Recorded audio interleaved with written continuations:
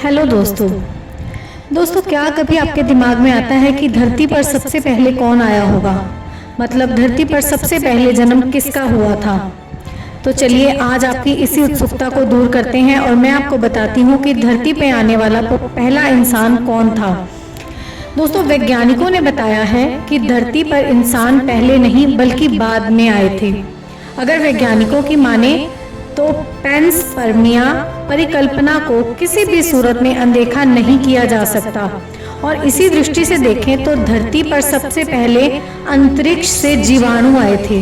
ये जीवाणु अंतरिक्ष से आने वाली धूल और मिट्टी और उल्कापिंड की मदद से धरती पर पहुंचे थे, जिससे ये बात साफ हो गई थी कि धरती पर सबसे पहले जीवाणुओं ने ही जीवन की शुरुआत की थी।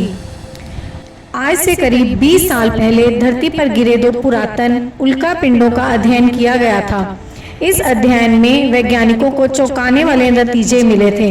वैज्ञानिकों ने बताया कि धरती पर गिरे इन उल्कापिंडों में वे सभी जरूरी चीजें मौजूद थी जो जीवन के शुरुआत के लिए जरूरी होती हैं।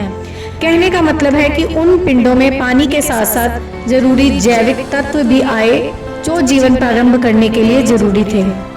इसी के साथ साथ अगर हिंदू धर्म की मान्यता के अनुसार माने तो पृथ्वी पर सर्वप्रथम ब्रह्मा द्वारा प्रथम पुरुष स्वयंभू मनु की उत्पत्ति हुई और मनु ने प्रथम स्त्री शतरूपा से विवाह किया।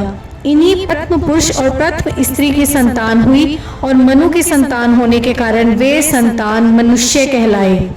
और इसी तरह अगर बाइबल के अनुसार देखें तो इससे ही मिलते जुलते कुछ तथ्य देखने को मिलते हैं। जैसे हिंदू धर्म में मनु को पहला मानव बताया गया था, ठीक वैसे ही बाइबल के अनुसार दुनिया का पहला मानव एडम था, जो भगवान की ही परछाई थी और बिल्कुल उसके जैसा दिखता था।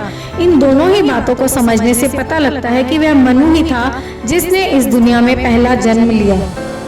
लेकिन अनेक धर्म ग्रंथों में मनु के जीवन को लेकर अलग अलग बातें मिलती हैं, लेकिन इससे एक बात तो साबित हो जाती है कि वो भी मनुष्य था, उसको भगवान ने स्वयं पृथ्वी पर भेजा अथवा उत्पन्न किया था, जो वास्तव में उन्हीं का अंश होने से हम सभी भी उसी भगवान के अंश कहे जाते हैं।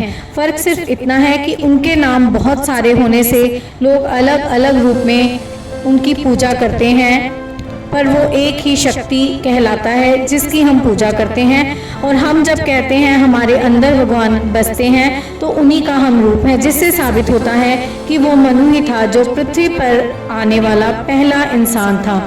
तो दोस्तों अब सवाल आता है कि दुनिया से जाने वाला अंतिम व्यक्ति कौन होगा?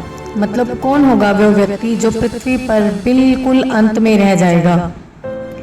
तो जान लीजिए दोस्तों, ये भी स्वयं भगवान का ही रूप होगा।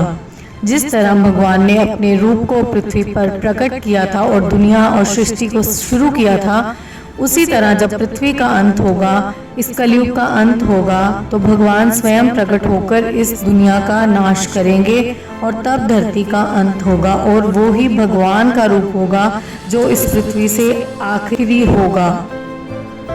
उम्मीद करती हूँ जानकारी अच्छी लगी होगी, तो जाते जाते जल्दी चैनल को सब्सक्राइब कर दीजिए, नोटिफिकेशन बेल को ऑन कर दीजिए और कल मिलते हैं एक नई वीडियो के साथ। धन्यवाद।